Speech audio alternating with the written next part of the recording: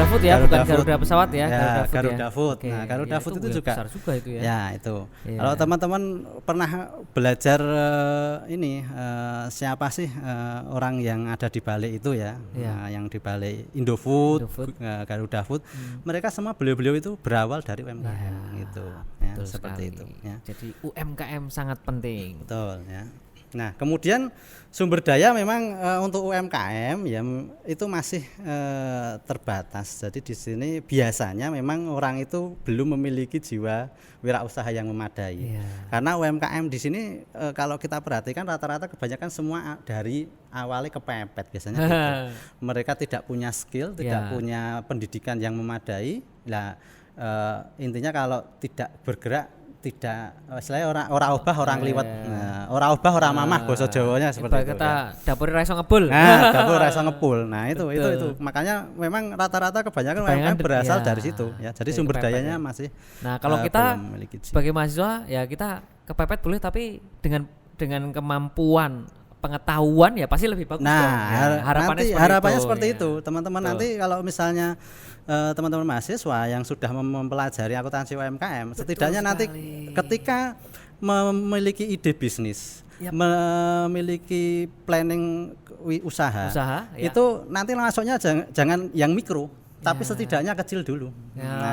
Kecil dulu ya. Kecil dulu. Jangan mikro, kecil langsung aja. Kecil langsung. Jadi kecil langsung nanti ada salah satunya administrasinya sudah tertata ya. Seperti itu ya. Nah, itu. Nah, kemudian ini tadi sudah saya jelaskan ya terkait dengan akses lembaga keuangan ya belum memiliki pastinya kalau mikro ya seperti itu. Legalitas juga sama. Nah, contohnya, jadi kalau mikro ya nanti di sini ada contoh mikro. Kalau mikro itu kalau di usaha pertanian, contohnya pertanian di bidang pertanian itu dia hanya sebagai penggarap perorangan. Nah, penggarapnya loh ya. Jadi itu masih kategori mikro ya.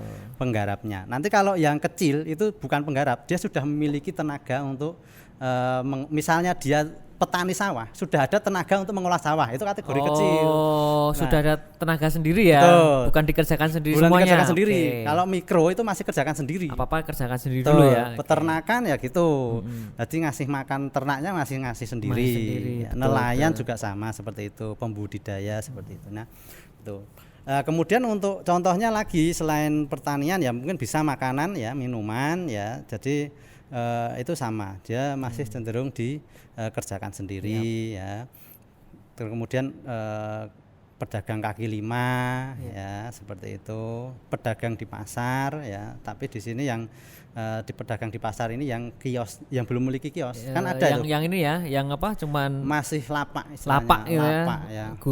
Langsung ya kadang jalan digunakan untuk itu. Ya, betul. Lorong pasar digunakan untuk itu. Banyak sekali itu. Nah, ini contoh yang kita mikro. Ke pasar betul ya. Peternakan ayam itik ya sama ya tadi ya. Jadi memang masih dikerjakan Tapi sendiri. peternakan ayam yang dikerjakan sendiri ya, Pak. Kerjakan sendiri. Tapi kalau peternakan ayam sudah memiliki SDM, ya itu bisa masuk kecil masuk ya? kecil. Itu sudah masuk kecil nanti ya. Seperti itu. Nah, itu. Nah, kalau yang jasa ya sama ya. Perbengkelan kerjakan sendiri, salon kecantikan kerjakan sendiri, ojek seperti itu ya. Penjahit dan konveksi. Oke ya. Nah, itu. Nah, kemudian selanjutnya terkait dengan akses perbankan ya. Jadi di sini jadi usaha mikro berbicara mengenai segmennya memang sangat potensial ya, sangat potensial ya di sini untuk dilayani atau di cover oleh perbankan sebetulnya ya.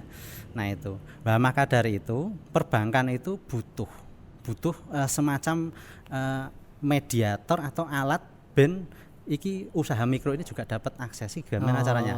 Maka dari itu dia membutuhkan laporan keuangan. Nah, itu ya.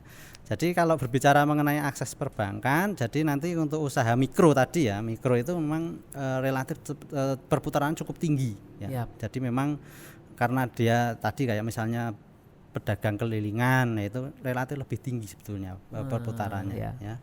Nah, meskipun situasi krisis itu kegiatan usaha tetap jalan dia gitu. Karena mikro itu tadi ya lebih stabil ya itu ada beberapa faktor memang yang menyebabkan kenapa kok UMKM itu lebih cenderung stabil ya dibandingkan perusahaan-perusahaan yang besar kan gitu ya. Salah satunya pertama adalah sumber daya bahan bakunya itu relatif masih ya, tersedia cukup betul, banyak di sini betul. Ya. Di sini tuh cukup banyak untuk kelas UMKM itu sumber daya bahan bakunya tersedia cukup banyak. Makanya itu yang menjadi kenapa hantaman krisis itu sebetulnya bagi UMKM itu tidak tidak mungkin berefek tapi tidak terlalu besar dengan perusahaan-perusahaan besar. Betul. Ya, beda kalau pandemik ya. Kan pandemik beda, kayak kasusnya kayak seperti sekarang ini. Pandemi COVID-19 itu memang kalau COVID karena itu bukan sebetulnya itu bukan masuk krisis, itu masuk kategori bencana kesehatan. Bencana kesehatan itu pun tarafnya internasional, otomatis semua terdampak. Jadi UMKM pun juga ikut kena lah seperti itu. Tapi itu beda loh dengan krisis seperti itu ya, seperti itu dengan resesi ekonomi loh ya, seperti itu. Betul. Ya, itu. Nah, kemudian UMKM mikro itu tidak sensitif terhadap suku bunga ya. Beda kalau perusahaan yang besar ya, seperti itu ya. Kemudian untuk kasus-kasus misalnya nilai tukar mata uang ya, itu juga kalau UMKM ya juga tidak begitu berpengaruh gitu. Kalau usaha kelas kakap misalnya, dia produknya banyak yang ekspor, ya terpengaruh pastinya. Nah, itu ya. Itu. Nah, jadi usaha mikro memang tetap berkembang walaupun kondisi krisis ekonomi dan moneter. Nah, itu ya. Nah, itu tadi yang mikro ya. Kita masuk ke sekarang yang kecil. Nah, sekarang kita kecil. Kecil itu kalau jenis barangnya tadi udah relatif stabil. Jadi kalau misalnya dia itu jualan beras misalnya, ya itu berarti memang dia produknya spesifiknya ke beras. Ya, seperti itu ya. Jadi jadi memang produknya sudah core bisnisnya sudah kelihatan. Sudah jelas ya. Sudah jelas core bisnisnya. Jadi memang jualan apa sih sebetulnya? Jualannya apa itu? Jualan dan beras kah, minyak kah ya, atau mungkin kalau fashion ya ke fashion seperti itu ya. Enggak tiba-tiba fashion terus jadi apa gitu. Nah, gitu. Nah, kalau misalnya memang agak sedikit melenceng sih sebetulnya enggak masalah, itu juga enggak dilarang. Betul. Ya, itu. Nah, cuman intinya ini yang kalau kita dari segi teorinya seperti ini ya. Jadi jenis barangnya dia relatif lebih stabil. Ya, core bisnisnya sudah kelihatan. Kalau misalnya dagang cilok ya memang cilok gitu, cilok itu. Kopi ya kopi, seperti itu. Nah, kalau pengembangan jenis produk itu beda lah ya. Ini kita berbicara mengenai usaha kopi ya konsisten ke kopi misalnya. Usaha ke herbal ya ini konsisten ke herbal seperti dosennya. Nah, seperti itu. Nah, kemudian untuk lokasi memang kalau yang kecil itu sudah menetap, tidak berpindah ya. Jadi kalau misalnya di pasar itu kita pedagang yang sudah memiliki kios. Nah, dia sudah berani nyewa kios. Nah, itu masuk kecil itu. Sudah berani nyewa kios. Dan kemudian biasanya memang sudah memiliki administrasi walaupun sederhana. Biasanya paling enggak itu ada catatan pembukuan kecil gitu. Walaupun di buku ada catatannya dulu ya. Manual itu sudah kategori administrasi secara sederhana ya. Kalau di kita lihat counter misalnya itu sudah kategori kecil berarti ya. Counter itu kan pakai buku itu. Oke, penjualan berapa hari ini jualan apa, aksesorisnya apa yang keluar. Nah, itu ya. Nah, itu. Nah, kemudian dari legalitas, biasanya kalau itu sudah memiliki SIUP surat izin usaha perusahaan atau NPWP ya, atau legalitas lainnya HO ya dan sebagainya.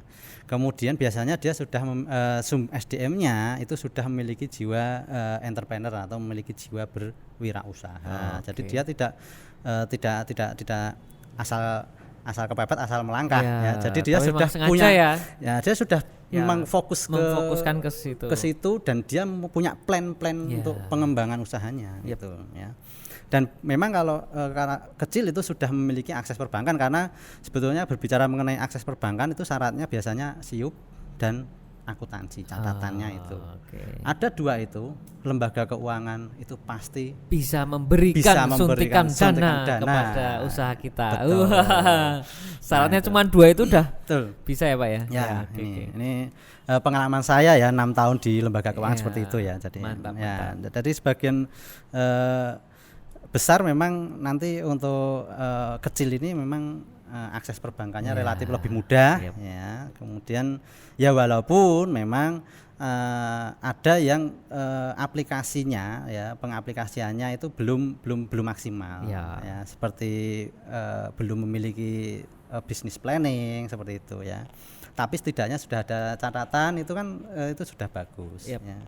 Dan nanti nah contohnya apa yang usaha kecil ya, kalau misalnya usaha tani tadi ya, jadi dia sudah memiliki tenaga kerja ya, misalnya dia tani sayur bayam, dia sudah ada tenaga kerja yang untuk memanen, tenaga kerja untuk nandur itu menanam, memupuk dan merawat itu sudah ada tenaga kerja seperti itu ya. Kalau misalnya di pedagang pasar dia sebagai pengepul ya, grosir, nah itu kategori kecil ya. Terus kemudian usaha mebel, perbengkelan, dia sudah memiliki tenaga kerja, peternakan ya. Terus ini untuk usaha lembaga keuangan ya, ini biasanya lembaga keuangan memang kecil skalanya ya. Nggak ada yang mikro ya. Jadi mikro itu kan di bawah 50 juta. Kalau dulu itu syaratnya mendirikan koperasi itu minimal itu harus 50 juta itu syarat minimal, jadi bukan masuknya langsung kecil. Ya, langsungnya masuk kecil gitu, seperti itu. Nah, itu tadi yang kecil. Nah, sekarang yang menengah ya. Nah, sekarang karakteristik usaha menengah itu yang bagaimana ya? Jadi memiliki manajemen yang lebih bagus ya, organisasinya lebih bagus ya, teratur. Nah, kemudian sudah bisa mengelola keuangan ya. Jadi sudah ada akuntansinya, ini sudah mulai berjalan kalau di menengah ya. Jadi sudah bisa memainkan peran dari akuntansi manajemen nanti ya. Betul. Jadi manajemen keuangannya bagaimana, sistem akuntansinya yang teratur, tertata sehingga memudahkan untuk melakukan supervisi atau auditing, penilaian dan sebagainya ya. Kemudian biasanya sudah mengikuti aturan-aturan terkait dengan aturan tenaga kerja, misalnya sudah memiliki organisasi perburuan, organisasi kalau di sini serikat pekerja seperti itu ya. Kemudian sudah ada jaminan sosial dan kesehatan untuk tenaga kerjanya ya, BPJS seperti itu ya kalau di sini ya sekarang ya. Kemudian untuk legalitas pastinya kalau menengah sudah lengkap ya, dia misalnya, soalnya berbicara mengenai produk itu, kalau yang usaha menengah biasanya setiap produk itu sudah memiliki sertifikasi sendiri-sendiri. Nah itu, jadi memang relatif lebih lengkap legalitasnya. Perlu teman-teman ketahui, satu usaha memiliki 2 macam produk itu harus memiliki 2 sertifikat. Oh gitu ya. Sertifikat ya, jadi memang dia jenisnya apa, produknya itu apa, bahan bakunya dari apa, itu harus terstandar ya. Seperti itu. Kalau yang fashion sama kain tekstil itu ada sertifikasinya harusnya, sertifikat seperti itu. Sertifikasinya ini dari mana ya Pak ya? Nah, kalau misalnya biasanya itu dari dinas perizinan. Oh, ada dari dinas perizinan. Dinas perizinan. Dan tergantung dari jenis usahanya juga ya sebetulnya. Ya. Misalnya kalau kuliner ini sekarang kuliner ya. Kuliner itu memang banyak sekali sertifikasinya. Misalnya teman-teman punya usaha menengah kuliner, misalnya keripik gitu ya. Keripik itu keripiknya jenis keripik apa dulu? Misalnya keripik paru. Keripik paru itu bahan bakunya dari mana? Terus kemudian ada standar halalnya enggak? Ada sertifikasi halal enggak? Sertifikasi halal itu berarti nanti terkait dengan prosesnya harus sesuai dengan syariah, biasanya seperti itu ya. Itu ada lembaganya sendiri ya untuk mendapatkan sertifikat halal tadi ya? Ada. Kemudian nanti ketika paru itu kita proses lebih lanjut menjadi paru original, rasa original, itu ada sertifikat satu lagi, sertifikat rasa original. Terus nanti teman-teman misalnya itu ditambah dengan rasa balado, ada nanti sertifikat keripik paru rasa balado. Jadi ini kompleksnya di situ. Tapi melihat dari bungkusnya atau apa itu kita bisa lihat nggak Pak ya? Ini kalau kita misalkan sebagai pembeli itu, ini ada sertifikat khusus rasa balado gitu, terlihat nggak ya? Atau tandanya kalau sertifikat? Kalau sertifikat rasa balado di spekingannya itu memang tidak. Biasanya para pelaku tidak mencantumkan, tapi internal perusahaan biasanya ada. Ya. Jadi ini pengalaman saya juga kan gitu kan, pengalaman saya juga kemarin memang setiap kita nambah satu produk, ini yang kelas menengah loh ya. Kelas menengah kelas ya, menengah. Bukan yang kelas mikro dan kecil. Ini tapi kalau sudah menengah ke atas, itu setiap penambahan satu jenis produk akan ditambah satu sertifikat. Dan wajib hukumnya ya, karena kalau itu tidak dilakukan ada sanksinya. Ini dari Disperindak biasanya. Disperindak ya. Dinas Perindustrian. Jadi jangan lupa kalau kita bikin usaha ya kita juga harus ikuti aturan-aturan yang berlaku. Betul ya, jadi aturan-aturan yang berlaku dengan pemerintah ya. Dan memang biasanya usaha menengah itu nanti cenderung intervensi pemerintah akan relatif lebih intens, lebih tinggi ya. Karena sudah masuk menengah ya, karena ada kepentingan di situ, pemerintah memiliki kepentingan di situ ya. Kemudian untuk pendanaan saya kira sudah otomatis ya, karena dia sudah legalitas lengkap, akuntansinya sudah tertata rapi, sumber pendanaan akan relatif lebih mudah ya, seperti itu. Bahkan era sekarang mungkin perusahaan jasa perbankan pun akan berlomba-lomba untuk menawarkan kalau itu usahanya kelas menengah dan memiliki legalitas yang cukup lengkap ya. Kemudian menengah biasanya sudah memiliki tenaga kerja terdidik dan terlatih ya. Tenaga kerjanya sudah terdidik dan terlatih, ini menengah ya. Jadi memang kalau usaha menengah itu biasanya sudah mencantumkan pas awal rekrutmen, biasanya dia syaratnya harus minimal pendidikan apa, seperti itu ada ya. Nah contohnya ya seperti tadi, kalau usaha pertanian, perkebunan ya biasanya sudah memiliki tenaga kerja. Kemudian untuk perdagangan, ekspor, udah masuknya ke ranah ekspor dan impor ya, itu juga sudah memiliki tenaga kerja. Nah, kemudian untuk usaha jasa misalnya kalau yang kelas menengah ya ekspedisinya, misalnya usaha muatan kapal ya, seperti itu, garmen ya, taksi dan perusahaan otobus ya, seperti itu.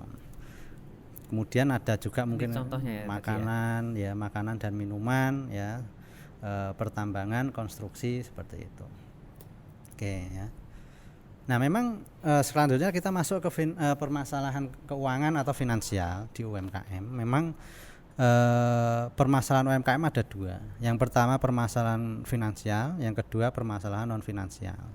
Nah permasalahan finansial biasanya memang di UMKM ya karena tadi UMKM itu kalau belum menerapkan standar ini yang mikro dan kecil dulu aja ya, jadi belum memiliki standar keuangan yang bagus, jadi dia kebutuhan dana dan realisasi suntikannya itu kadang tidak sesuai. Jadi ini adalah masalah-masalah finansial yang ada di UMKM ya. Contohnya adalah untuk mengakses lembaga keuangan itu pasti sulit ya. Karena nggak ada laporan akuntansi dan sebagainya. Kemudian tidak ada pendekatan yang sistematis dalam pendanaan yang tadi masih terkait dengan pendanaan tadi ya. Jadi memang karena dia kategori masih mikro dan kecil, biasanya itu di lembaga keuangan dia juga masuk kategorinya sebetulnya jasa retail sebetulnya. Ada di jasa keuangan, lembaga jasa keuangan itu ada dua, jasa retail dan jasa memang SME menengah ke atas. Dari segi beban bunganya itu otomatis akan lebih tinggi yang retail. Nah ini makanya di sini jadi memang untuk biaya transaksi di lembaga keuangan kredit misalnya itu untuk usaha mikro dan kecil itu sebetulnya lebih tinggi loh bebannya dibandingkan usaha-usaha yang menengah ke atas seperti itu ya. Itu. Dan mungkin jaminannya juga relatif, sebetulnya jaminannya kadang nggak akan masuk akal gitu loh. Misalnya hanya hutang 2 juta rupiah harus menjaminkan sertifikat tanah. Sertifikat tanah harganya sampai 100 juta loh, cuma pinjam 2 juta misalnya. Itu kan enggak realistis seperti itu kan. Nah, tapi kalau enggak seperti itu ya enggak jalan gitu dan enggak akan mendapatkan akses. Nah, beda kalau di perusahaan yang besar ya. Perusahaan besar itu menjaminkan kayak misalnya sahamnya itu udah bisa kan gitu. Obligasi. Nah, misalnya mengeluarkan obligasi kan sama tuh. Surat utang, tapi jaminannya kalau perusahaan besar kan sudah istilahnya bisa gitu. Obligasi itu sudah bisa menjamin gitu. Dan kemudian ini permasalahan kemudian permasalahan finansial ya. Ada permasalahan lagi. Nah, permasalahan finansial. Jadi misalnya terkait dengan pengetahuan teknologinya, produksi tentang ini SDM-nya ya, tentang pengetahuan teknologinya biasanya kurang memadai. Jadi memang dia kadang kemudian udah jalan tapi masih banyak manual. Baik yang manual ya, belum tahu teknologi. Belum pakai mesin misalnya seperti itu. Kemudian yang kedua ada pemasaran. Pemasaran ini yang menjadi permasalahan di UMKM. Banyak yang belum memakai teknologi pemasaran juga. Betul, ya saat ini Instagram atau sosial media, sosmed terutama ya. Betul. Nah, syukur-syukur bisa ke web seperti itu, website. Ada juga SDM keterbatasan dan tadi yang keempat ini keuangan dan akuntansi. Nah, ini permasalahan non finansial ini bagi UMKM ini ya. Itu. Itu. Kemudian selanjutnya permasalahan mengenai linkage atau jaringan. Memang jaringannya masih lemah kalau UMKM itu ya. Jadi ya banyak faktor sebetulnya ya. Karena tadi keterbatasan SDM. Ya, beda kalau yang usahanya udah menengah ke atas, dia sudah menguasai misalnya bahasa asing katakanlah, itu linknya akan semakin bagus kalau dia sudah menguasai bahasa asing dan dia sudah jadi linkage itu akan terjawab ketika dia SDM-nya nanti mumpuni istilahnya seperti itu. Ya. Jadi kebanyakan jadi memang UMKM itu belum memanfaatkan sistem klaster. Jadi masih banyak masalah yang ada di UMKM tadi sudah disebutkan dan sebagainya. Makanya kita juga harus segera berbenah. Usaha-usaha UMKM harus segera berbenah ketika memang ingin berkembang. Nah, itu. Ini di pertemuan pertama ini tadi pertama kita tahu UMKM itu seperti apa, karakteristiknya bagaimana dan permasalahannya apa saja. Karena kita sudah tahu, kita harus berbenah. Ini pertemuan pertama masih kita harus mengetahui dulu. Oke. Cukup sekian Pak Arif. Cukup sekian. Oke, kita nanti langsung masuk di pertemuan kedua, di pertemuan berikutnya. Assalamualaikum warahmatullahi wabarakatuh. Waalaikumsalam warahmatullahi wabarakatuh.